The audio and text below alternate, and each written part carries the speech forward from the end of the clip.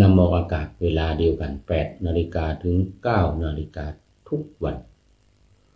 2 สถานีวิทยุชุมชนคณะสงฆ์อำเภอฝางวัดพระพุทธบาทอุดมหรือน้ำบ่อสาวา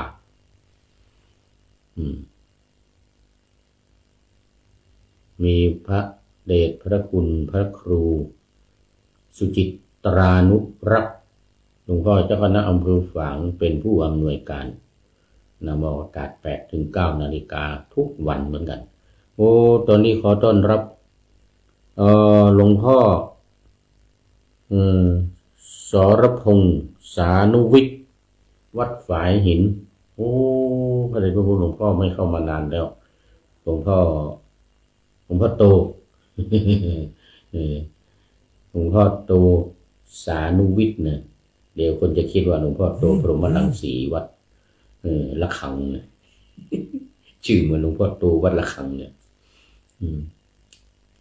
หลวงพ่อสรพงษ์สานุวิทย์ก็เป็น FC ตัวจริงเหมือนกันสมัยก่อนเข้ามาบ่อยๆตอนนี้ห่างหายไปนานวัดฝายหิน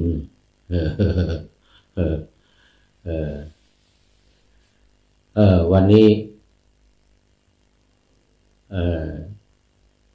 นานทินก็พูดถึงอยู่นานทินมาที่วัดดอยสัมพันยูวันนี้ก็พูดถึงอยู่มาดูรถเสียรถไฟฟ้า รถไฟฟ้าเสียเอาไปไว้ที่บ้านแล้วมันไม่มีคนขี่ แบตเตอรี่เสียหมดแล้วก็มาตอนเช้านี้ก็เมื่อวานนะมาขัดข้องเรื่องสวิตช์ปิดไม่ได้อีกเมื่อวานนี้แล้ววันนี้ขอนั้นถิ่นมาแก้ไขเรียบร้อยแล้วเสร็จแล้วก็เดี๋ยวตอนจะไปกลับไปต่างประเทศนี่จะได้เอาไปไว้วัดฝายหินให้หลวงพ่อโตสรพงษ์สานุวิทย์ขี่ขึ้นลงบนดอยวัดฝายหินขี่เข้าไปในเมืองก็ได้ถูกต้องตามกฎหมายหมดทุกอย่างเข้าไปในเมืองเข้าไปต่างจังหวัดลำพูนลำปางแพร่น่านได้หมดนะนี่ผมเอาไปขี่ภาคตะวันออกระยองจันทร์ตราดมาแล้วชลบุรีระยองจันทร์ตราดตอนนั้นไปทุดงค์ว่าจะเอาข้ามไปประเทศเขมรปรากฏว่าเขาไม่ให้ข้ามคือให้ข้ามแต่ว่ามันจะต้องเสียภาษีค่ารถเสียภาษีเหยียบแผ่นดินสารพัดเลยก็เลยไม่ไปไม่เอาไปเพราะนั้นเดินทางขี่จากกรุงเทพออกไปชลบุรีระยองจันทร์ตราดถึงจังหวัดตราดนู่นอันนี้หลวงพ่อจะเอาขี่ไปในเมืองเนี่ยสบายเลยจะไปวัดนั้นวัดนี้เลยไปกาดหลวงก็ได้ไปไหนได้หมดถูกต้องตามกฎหมายแต่คนเห็นพระขี่รถนี่ก็จะไม่ค่อยเหมาะนะแต่แถวนี้ผมไปได้ขี่ไปเนี่ยตลาดอะไรกาดบ้านกาดนี่นะในแล้วก็ในหมู่บ้านทางด้านนี้ขี่ไปได้หมดเหมือนกับจักรยานเนี่ยมันเทียบเท่ากับจักรยานน่ะมอเตอร์ไซค์เหมือนมอเตอร์ไซค์เหมือนจักรยานหลวงพ่อขี่ไปไหนได้หมดแล้วตอนนี้โมทนาหลวงพ่อสรพงษ์ สานุวิทย์วัดฝายหินวันก่อนไปเจอปนานจร ตุลุงจรเอานะแต่ตุลุงจรวัดฝายหินศึกแล้วมานี่มาวัดดอยสะพันยูนี่ปนานจรมาวัดดอยสะพันยูนี่ตุลุงจรตอนนี้ไปอยู่เมืองพร้าวนู่นอยู่กับพระเดชพระคุณหลวงพ่อวัดเขื่อนผักวันก่อนก็ขับรถให้หลวงพ่อมานี่มาที่วัดดอยสะพันยูมาประชุมตุลุงจรนะ แล้วตอนนี้ก็เข้ามาสู่เนื้อหาสาระของธรรมะกันเลยนี่โอเอวิหารไลน์มาหลายเวลาโอเอวิหารไลน์มาหลายนาทีแล้วนะวันนี้ยังอยู่ในพระไตรปิฎกเล่มที่25ขุททกนิกายเล่มแรกไปถึงเล่มที่33ขุททกนิกายเนี่ยนะ9เล่มโอ้เรื่องสเพเหระอยู่ในนี้หมดพุทธอุทานก็อยู่ในนี้ในขุททกนิกายนี่นะธรรมะมากที่สุดที่พุทธองค์ตรัสเป็นปกิณณกกถานวังคะสัตถุศาสตร์อยู่ในนี้หมดเลยอรรถกถาพระธรรมอรรถกถาพระวินัยตอนนี้ก็นำเสนออรรถกถาพระวินัยคำว่าอรรถกถานี่ท่านเจ้าพระคุณสมเด็จพระพุทธโฆษาจารย์ท่านอาจารย์ประยุทธ์โตนะวัดยาณเวศกวันท่านเจ้าพระคุณสมเด็จบอกว่าคำว่าอรรถกถาเนี่ยมันก็คือ dictionary ว่างั้นนะหรือพจนานุกรมอธิบายธรรมะอธิบายศัพท์อธิบายอะไรต่างๆของพระไตรปิฎกอย่างอรรถกถาพระวินัยนี่ก็แก้ใจความอธิบายตั้งแต่พระไตรปิฎกเล่มที่1ถึงเล่มที่8พระวินัยปิฎกนะวินัยปิฎกเล่มที่1ถึงเล่มที่8อรรถกถานี้จะเอา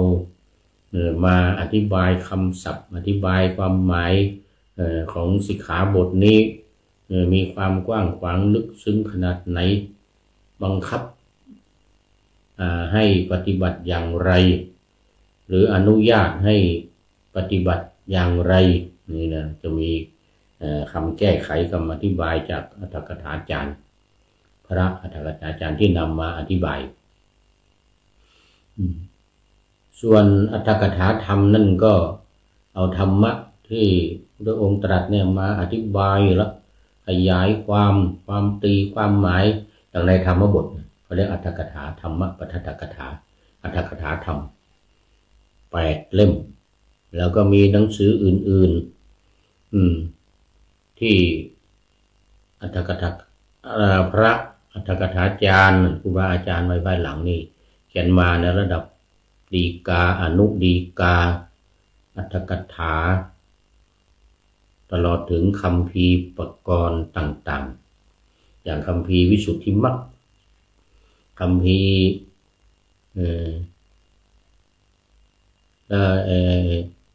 มังคลัตถาทีปณีอย่างนี้เป็นต้นมีคัมภีร์เยอะที่อยู่ในพุทธกนิกายทั้งนั้นนี่นะตลอดถึงอุทานในวิมานวัตถุเทระวัตถุ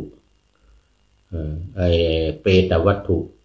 เถระคาถาเถรีคาถาทั้งหลายอยู่ในพุทธกนิกายนี้หมดเลยมันจึงมีเยอะ9เล่มตุลุงสรพงศ์มี9เล่มเล่มที่25ถึงเล่มที่33ส่วนพระอภิธรรมนั้นมี12เล่มเล่มที่34ถึง45ตอนนี้ขออาจารย์ประเสริฐพีระวงศ์อภิธรรมบัณฑิตนำเสนอออกอากาศวิทยุของเราเนี่ย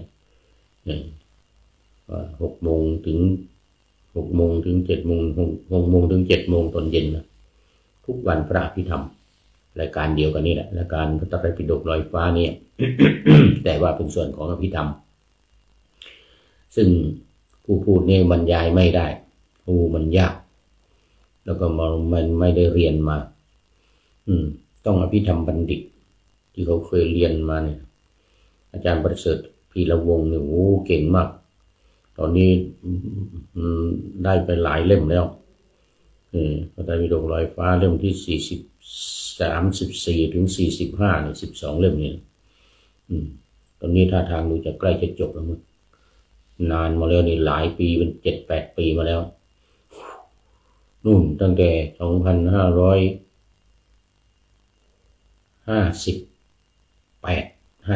2558-59มานี่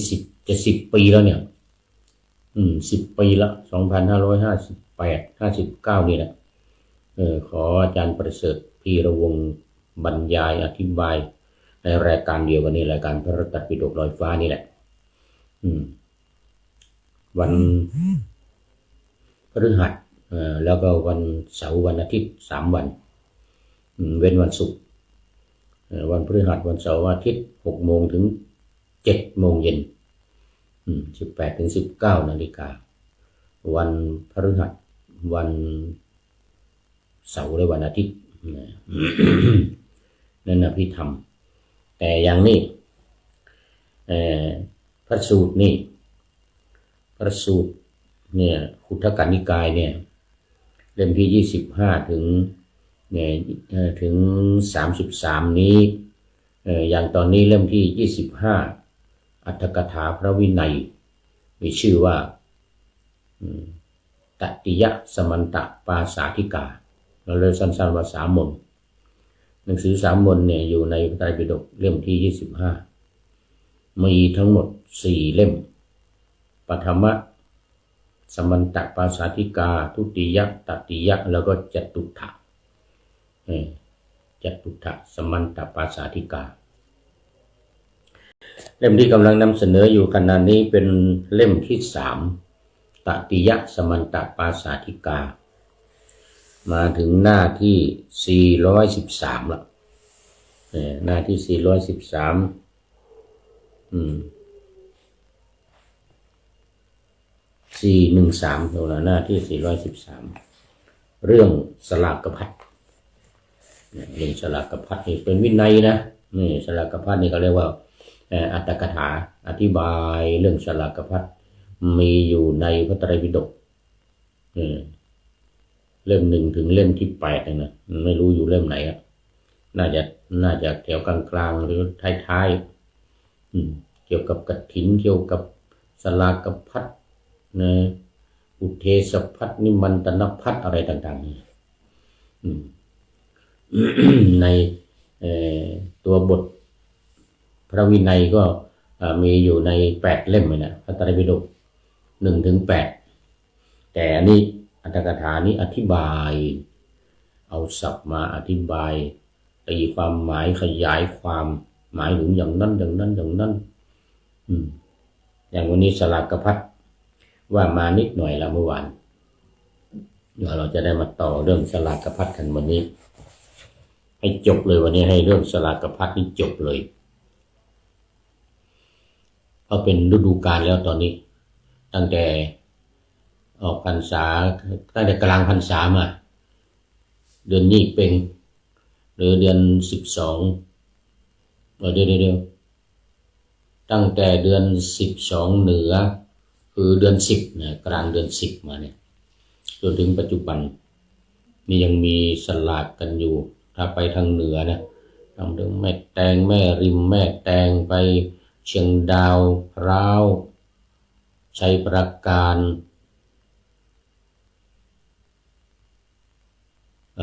ฝางแม่อายเนี่ยนะทางเหนือนี่รู้สึกว่านี่แหละเดือน4เดือน5นี่มีสลับกับพัดกันอยู่เดือน3เดือน4เดือน5ตอนนี้จะเป็นเดือน4เดือน5นั่นนี่เป็นเดือน3เดือน4เดือน5นี่สลับกับพัดเยอะเคยไปที่วัดพระเจ้าพรหมมหาราชวัดพระเจ้าพรหมนี่นะของท่านพระครูเจ้าคณะอำเภอชัยปราการ อืมโอ้กินก๋วยสลัดคนมาเยอะโอ้อืมทางแม่อายทางอำเภอฝาง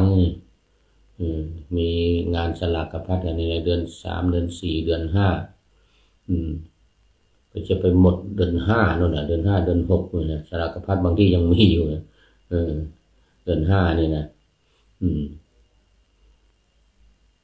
เดือน5ก็เดือน7ของภาคกลางก่อนปีใหม่ก่อนปีใหม่นี่เดือน5อ๋อเดี๋ยวเดือน5นี่เดือนกุมภามีนายังไม่ถึงเดือน7เดือน7ของภาคกลางถูกละเดือน7ของภาคกลางของภาคเหนือเรานี่เป็นเดือน5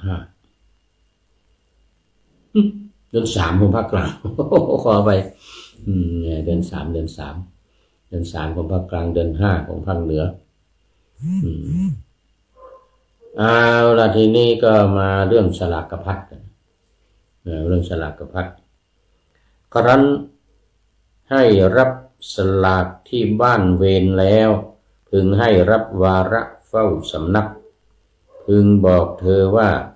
วาระเฝ้าสำนักถึงแก่ท่านพึงให้สลากยาคู2-3ที่และสลากกพัด3หรือ4ที่แก่ภิกษุผู้รับวาระเฝ้าวัดแต่อย่าให้เป็นประจำเพราะว่าทายกผู้ถวายยาคูและพัดจะพึงถึงความเสียใจว่าพวกภิกษุผู้เฝ้าสำนักเท่านั้นฉันยาคูและพัดของเราคนอื่นไม่ได้รับนี่นะเพราะฉะนั้นจึงควรให้สลากในสกุลอื่นๆด้วยก็สลับกันไปสลากกับข้าวยาคูของสลากยาคูสลากยาข้าวต้มสลากอาหารของบ้านที่ถวายประจำถวายสลากกพัดถวายยาคูเนี่ยนะเมื่อไรก็พระเฝ้าสำนักมาอาจจะไม่พอใจจะเสียใจก็ต้องสลับรูปอื่นไปบ้างแล้วก็รูปที่เฝ้าสำนักนี่ต้องไปสกุลอื่นไปที่อื่นให้สลับไปรับข้าวยาคูหากว่า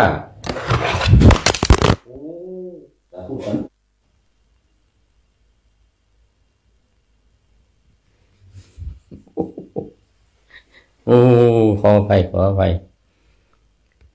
คุณโยมมีล้านนากำลังเข้ามาเมื่อกี้นี้เครื่องตกเครื่องมือถือนี่กำลังถ่ายทอดอยู่เนี่ยมันตกลงไปข้างล่างโอ้ต้องขออภัยนี่ขาดสายไปนี่มันตกเดี๋ยวก่อนโอ้เจริญพรคุณโยมทิพวรรณก็กำลังเข้ามาตกลงจากโต๊ะลงไปข้างล่างเนี่ยดีมันยังไม่ขาดนั่นเองแต่ขาดช่วงไปหลายนาทีไม่เป็นไรเดี๋ยวท่านพระครูสมุวิสุวัฒน์เขาไปตัด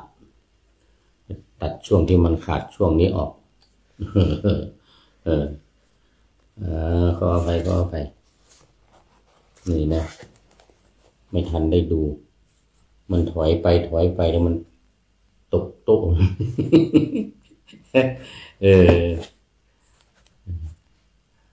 ตอนนี้ขอต้อนรับคุณโยมจากมีล้านนาแล้วก็คุณโยมทิพวรรณน้อมสาธุเอาโมทนาเมื่อกี้นี่ขออภัยตกใจมั้ง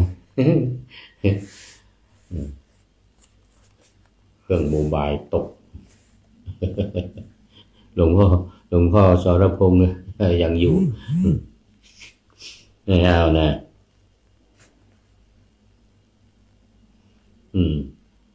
ถ้าว่าพวกเธอไม่นำมาถวาย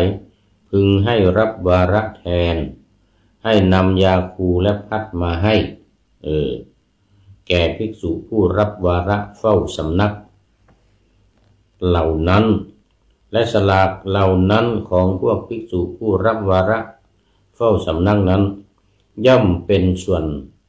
เพิ่มเป็นส่วนเพิ่มทั้งเธอทั้งหลายย่อมได้เพื่อถือเอาสลากพัดปรณีตแม้อื่นในที่ซึ่งตามลำดับพรรษาด้วยพึงแลกสลากพัด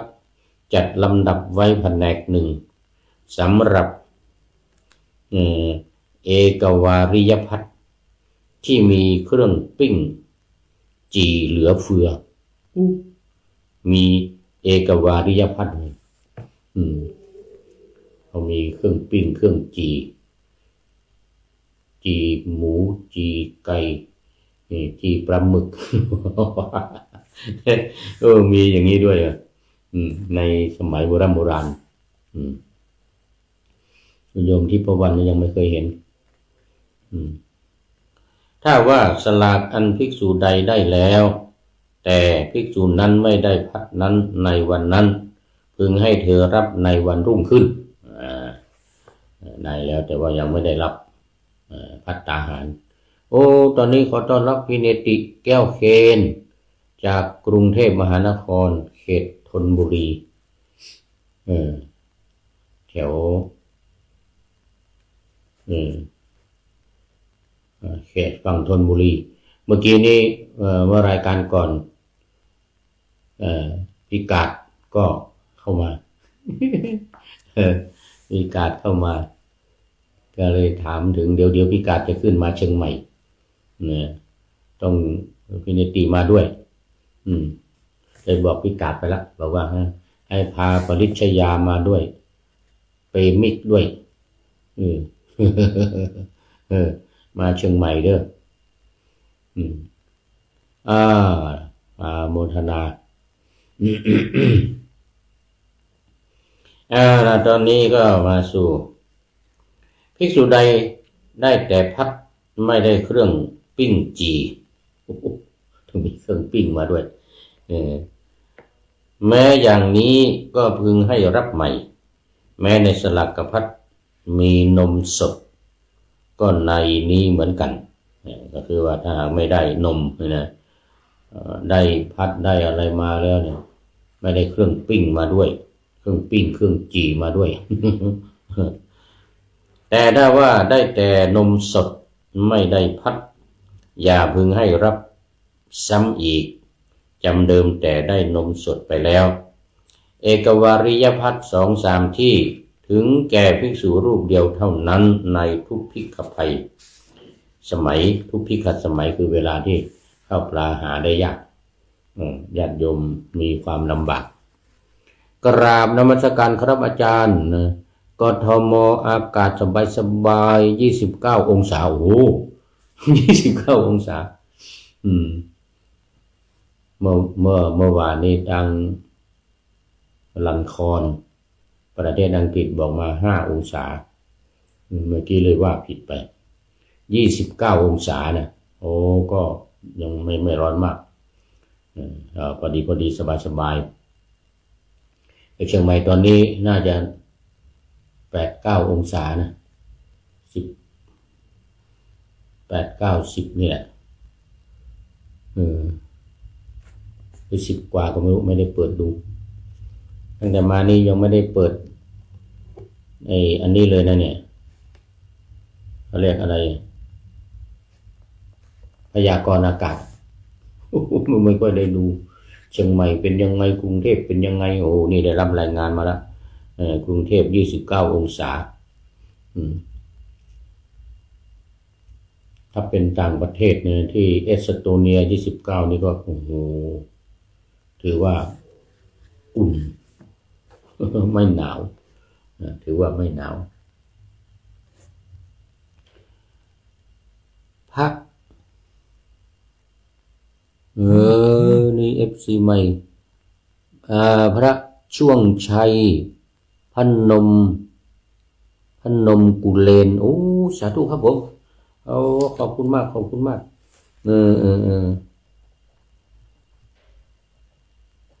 ช่วงหรือช่างไม่รู้นะมันมองไม่ชัดพนมกุเลนโอ้นี่เป็นFC ใหม่จะต้องได้ดูโปรไฟล์น่าจะเป็นช่วงนะช่วงชัยหรือช่างชัยขอเอาไปมันไม่เห็นชัดตานี่มันแย่แล้วตอนเนี้ยไม่เหมือนสมัยก่อนนะคลอนแคลนตอนนี้ฟันหน้านี่ยกเยกจะหลุดเมื่อไหร่ไม่รู้เนี่ยสองเล่มข้างหน้านี่นะ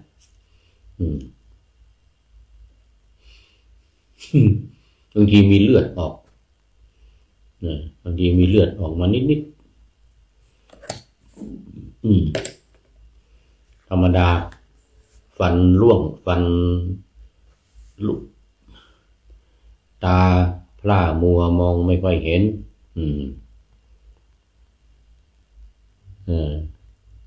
ท่านอาจารย์ช่วงชัยพนมกุเลนหรือผู้เลนเนี่ยนะขอบคุณมากขอบคุณมาก เดี๋ยวต่อไปเป็น FC ตัวจริงละมา เรื่องพัดวันนี้สลากกับพัดเนี่ยนะถ้าเป็นสำนักเล็กภิกษุทั้งปวงฉันรวมกันเมื่อจะให้ถือเอาสลากอ้อยจะให้ถึงแก่ภิกษุรูปใดรูปหนึ่งซึ่งอยู่ตรงหน้าแล้วออกถวายพระมหาเถระเป็นต้นในบางการก็สมควรตามเวลานี่แสดงว่าเป็นสลากที่ได้มาได้อ้อยมาอ้อยเป็นเล่มได้อ้อยเป็นเล่มมา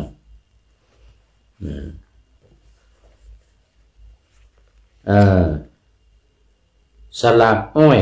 ครั้นแจกกันแล้วแม้ภายหลังพัด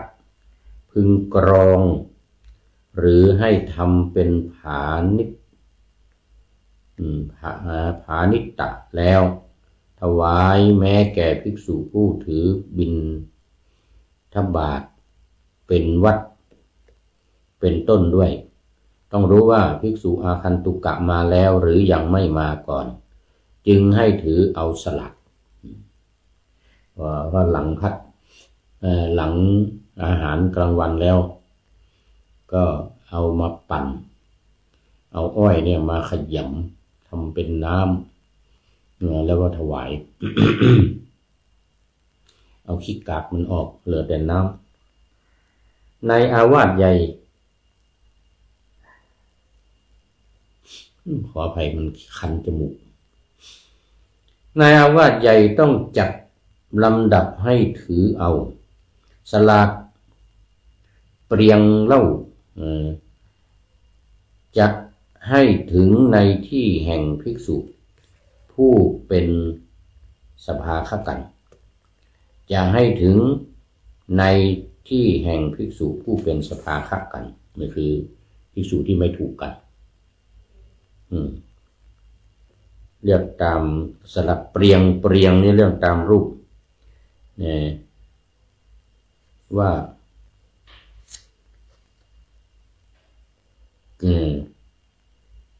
เขาเรียกว่าคีเปรียงนี่เขาเรียกว่าคีในอินเดียนี่คีนี่มันคือนมส้มนะแต่นมส้มเนี่ยเอามาทำเป็นน้ำปั่นเขาเรียกว่าคีบางที่เอาไปใส่ในตู้เย็นให้มันแข็งแล้วก็เอามาฉันเขาเรียกคีเหมือนกันแต่ว่าบางทีก็ไม่ต้องเอาไปใส่ตู้เย็นทำเสร็จปั่นเรียบร้อยเป็นน้ำดื่มได้เลยเขมรออกเสียงว่าเปร่งนี่มีเขมรด้วยเขมรออกเสียงว่าเปร่งแปลว่าน้ำมันนะเราเรียก เพี้ยนไปเราเรียกเพี้ยนไปคีนี่มันคือหัวนมนะที่ในอินเดียนี่เขาอินเดียเขาทำขายคีเนี่ยนะแต่ในภาษาไทยเรียกว่าเปรียงก็คือหัวนมรับเอาหัวนมเนี่ยมาทำบางทีก็ทำถ้ามันเป็นก้อนนี่นะเขาก็เรียกว่าชีสภาษาอังกฤษว่าชีสนะทำเป็นก้อนเป็นก้อนเป็นก้อนมาเคี้ยวกินก็มันคือนมนี่แหละมันเป็นหัวนมเขาเรียกว่าคีในหนังสือนี่เรียกว่าเปรียงในวินัยเรียกว่าเปรียง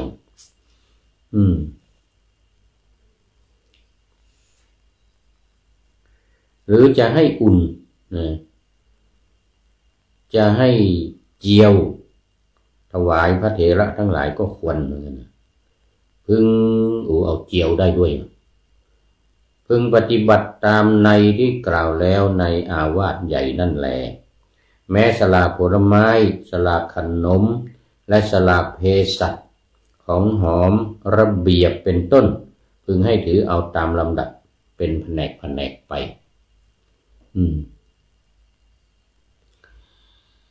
ถ้ายกถวายสลากพัดแม้มีแต่สักว่าภิกษาเลิศพึงถามถึงลำดับแล้วให้ถือเอาเมื่อไม่มีลำดับพึงให้ตั้งแต่เถระอาจลงมาหากว่าพัดเช่นนั้นมีมากพึงให้แก่ภิกษุรูปละ 2-3 ที่โอ้โหมีเยอะถ้าไม่มีมากพึงให้รูปละที่เท่านั้นเมื่อลำดับหมดแล้วตามลำดับพึงให้แก่ที่เถระอาจลงมา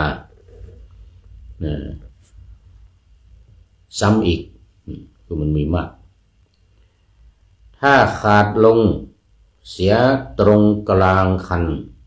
พึงลำดับไว้แต่ถ้าพัดเช่นนั้นเป็นของมีเป็นประจำทีเดียวพัดนั้นพึงถึงแก่ภิกษุใดพึงบอกภิกษุนั้นว่าท่านได้แล้วก็ตามยังไม่ได้ก็ตามแม้พรุ่งนี้ก็รับอีกได้แต่อันนี้มันกรณีว่ามันเยอะพระมีมากพระมีน้อยพัดรายหนึ่งเป็นของที่เขามีได้ให้เป็นนิดแต่ในวันที่ได้ย่อมได้พอฉันเท่านั้นวันที่ไม่ได้มีมากกว่าพัดนั้นไม่ถึงแก่ภิกษุใดพึงสั่งภิกษุนั้นว่าท่านไม่ได้พึงรับในวันพรุ่งนี้เถิดอันนี้กรณีมีน้อยแต่พระมีมากบางทีมันก็ไม่ถึงบางทีมันไม่ถึง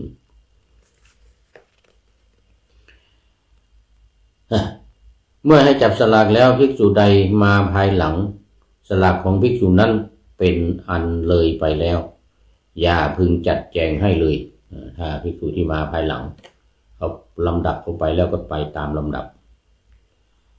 จำเดิมแต่ที่ตีระฆังไปภิกษุผู้มายื่นมือแลย่อมได้สลากคือสลากเป็นของแท้เมื่อภิกษุอื่นแม้มายื่นมืออยู่ในที่ใกล้สลากก็เป็นอันเลยไปแล้วแต่ถ้าภิกษุอื่นผู้จะรับแทนภิกษุนั้นมีอยู่ภิกษุนั้นแม้ไม่มาเองก็ย่อมได้มีผู้แทนผู้แท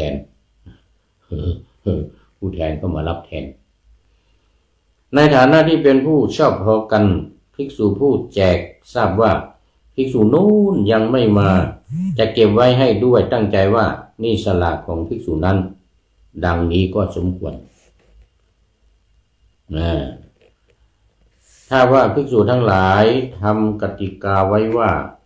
ไม่พึงให้แม้แก่ภิกษุผู้ไม่มากติกานั้นไม่เป็นธรรม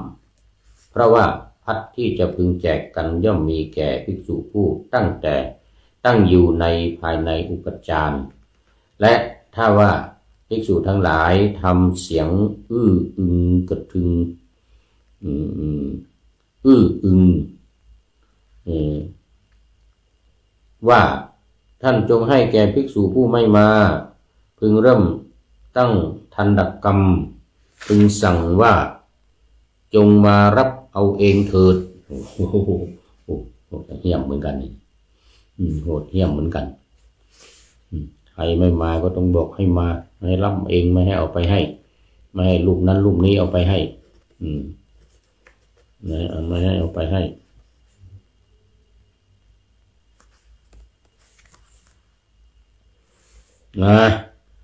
สลากหายไป4-5-6ที่พระภัตตุเทศนึกชื่อทายกไม่ได้ถ้าว่าพระภัตตุเทศนั้นให้สลากที่หายถึงแก่พระมหาเถระหรือแก่คนอื่นแล้วพึงสั่งภิกษุทั้งหลายว่าสลากกภัตที่บ้านโน้นเราให้ถึงแก่ตัวเราท่านทั้งหลายพึงฉันสลากกภัตที่ให้ในบ้านนั้นเถิดดังนี้ก็สมควรเพราะว่าลืมว่าบ้านโน้นจองมาบ้านโน้นจองมาแต่ว่าตัวเองลืมแต่พอพระไปเนี่ยก็อนุญาตให้พระที่ไปรับแล้วก็ฉันนั้นในนามของตัวเองไปเลยเขามานิมนต์แล้วก็ภัตตุเทศลืม อย่างนั้นก็มีเหมือนกันบางทีมันลืมนะ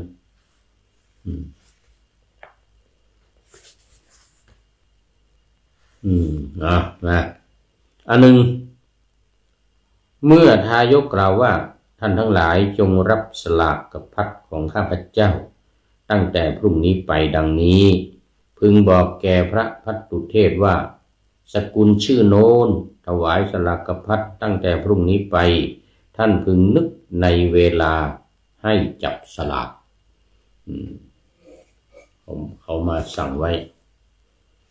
มาแจ้งความจำนงไว้ก็คือมานิมนต์ไว้ในคราวทุพพิกภัยคืออาหารหายากชนทั้งหลายงดสลากกภัตเสียเมื่อถึงคราวภิกษาหาได้ง่าย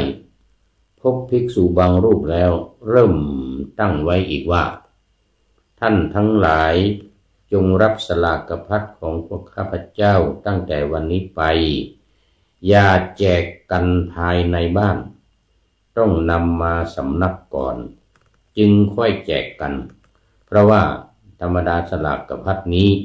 ไม่เป็นเหมือนอุเทศภัตทายกย่อมหมายเฉพาะสำนักถวายคือเจาะจงสำนักไว้เพราะฉะนั้น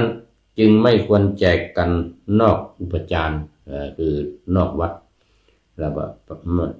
ต้องเข้ามาภายในอุปจาระของวัดในเขตเดียวกันไว้นะเข้ามาในเขตเดียวกัน เดี๋ยวจะตกอีกแล้วนี่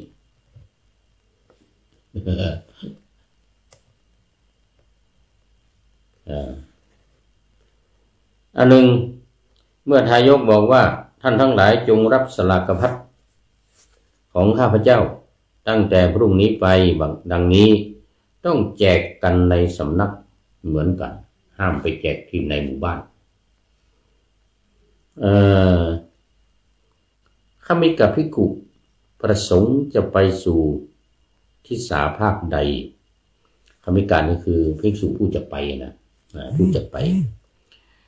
สลากที่บ้านเวรในทิศาภาคกภัตนั้นเป็นของอันภิกษุอื่นได้แล้ว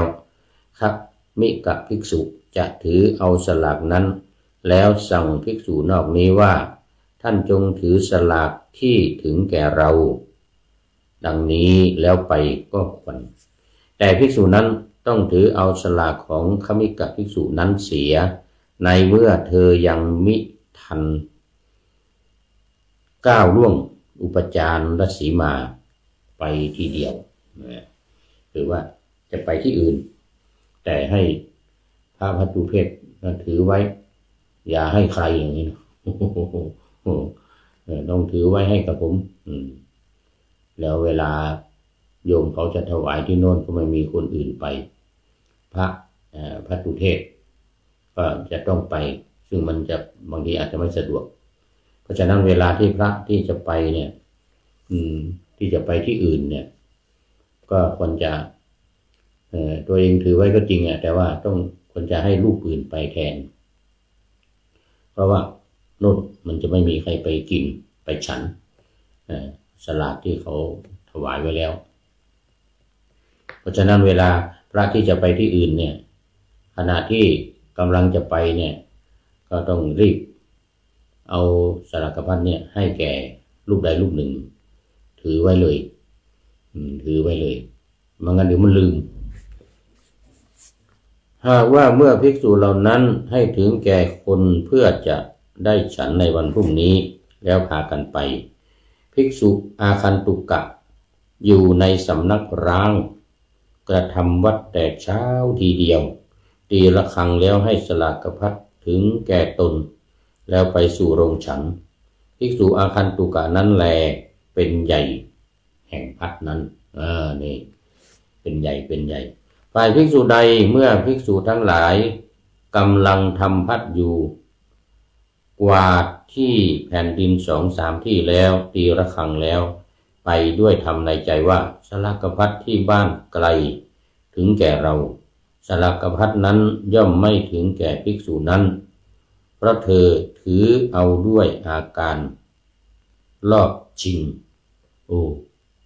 ลอบชิงเอาไป ย่อมเป็นของภิกษุผู้กระทำวัดเสร็จแล้ว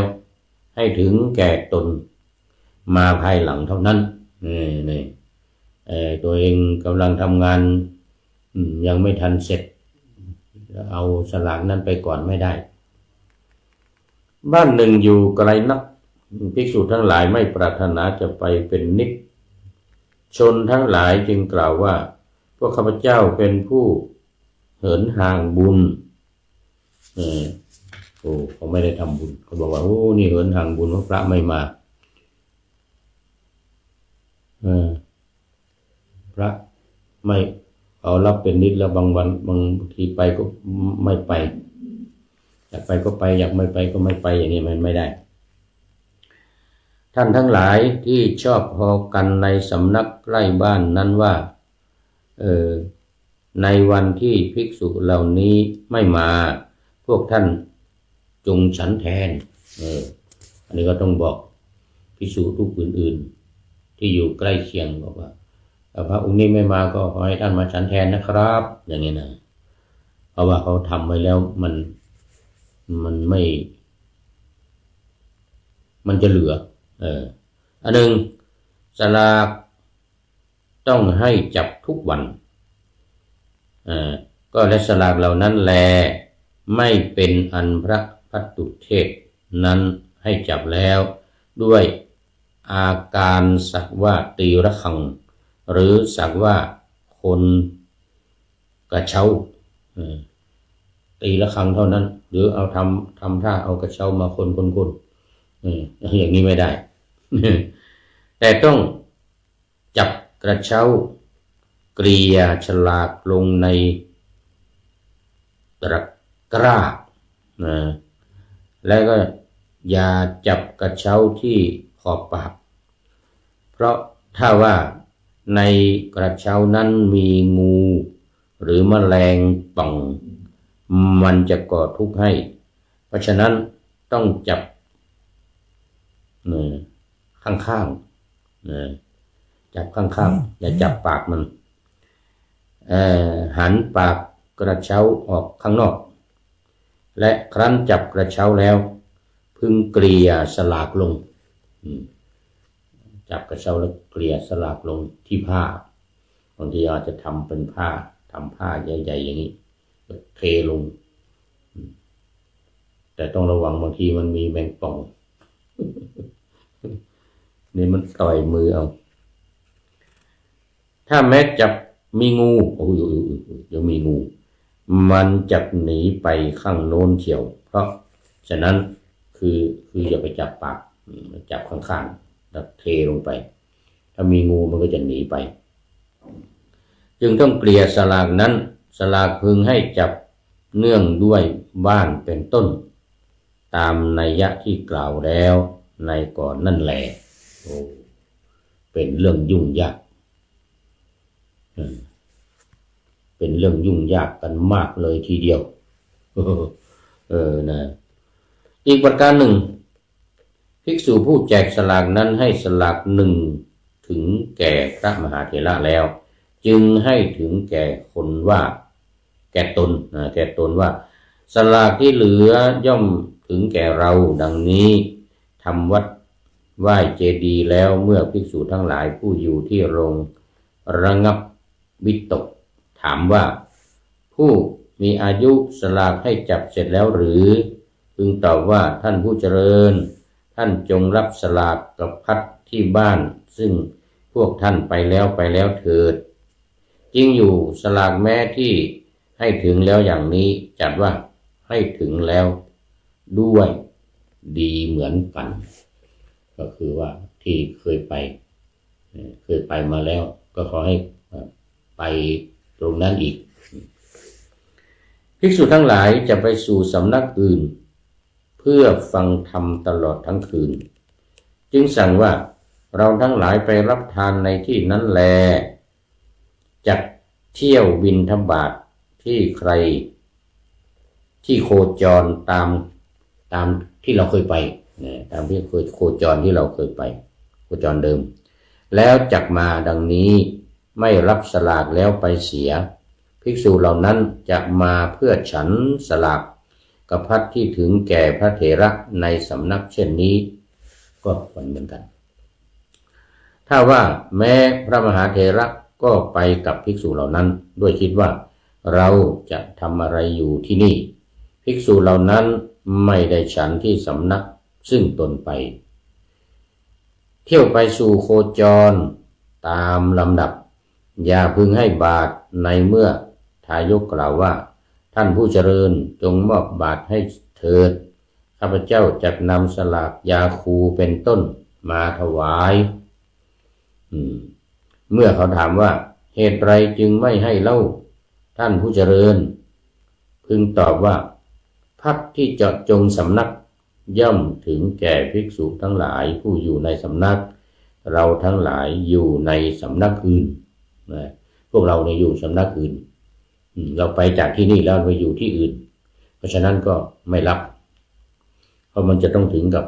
พระที่อยู่ในวัดเดิมก็เมื่อเขากล่าวว่าโปรดให้เถิดท่านผู้เจริญข้าพเจ้า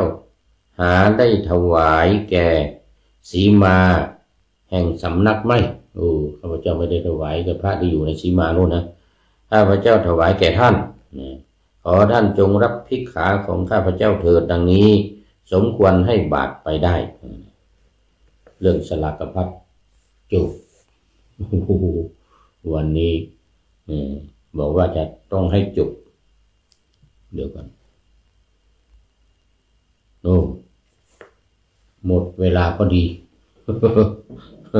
หมดเวลาพอดีเรื่องสลากพัดสมัยก่อนนี่ยุ่งยากนะมันมีตลอดปีสลากพัดมีตลอดปีเขาทำนิมนต์ไว้บางทีไม่นิมนต์ก็มารับเอาบาตรไปอย่างเนี้ยมารับเอาบาตรไปเอาบาตรรูปไหนไปก็ต้องพระรูปนั้นตามไปด้วย บางทีบอกไว้แล้วพระตุเทศลืม ก็ดึงเวลาเขามาแล้วเขาจะเอาพระไปฉันแล้วตัวเองลืมนี่ เพราะนั้นรูปไหนไปก็รูปไหนไปหรือรูปไหนไปแล้วก็นิมนต์ฉันเลยเหมือนกันนะในนามของผมเหมือนกันผมลืมเหมือนกันอย่างนี้ก็มีแล้ววันนี้จบเรื่องสลากพัดเลยครับ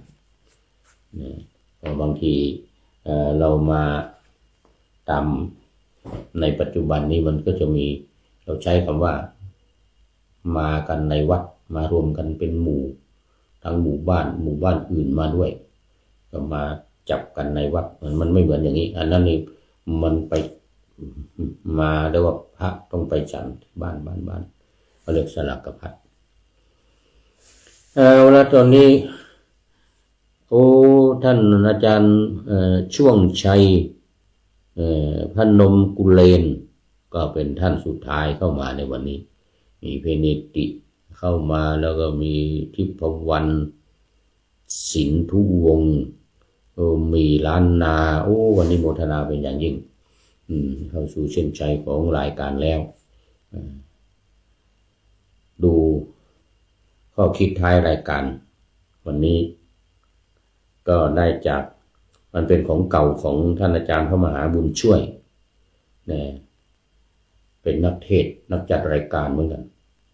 นักปฏิบัติอยู่วัดบางยี่ขันธ์กรุงเทพมหานครฝั่งธนบุรีใช่บางยี่ขันธ์อยู่ฝั่งธนบุรีอันนี้ก็โยมสุดา Mindset Trade เรียนเอามาลงใหม่อีกนะใจความก็คือร่างกายนี้ที่แท้แค่บ้านเช่าเพียงชั่วคราวเข้าพำนักพักอาศัย30,000 วันพลันต้องยื่นคืนเขาไปวิงวอน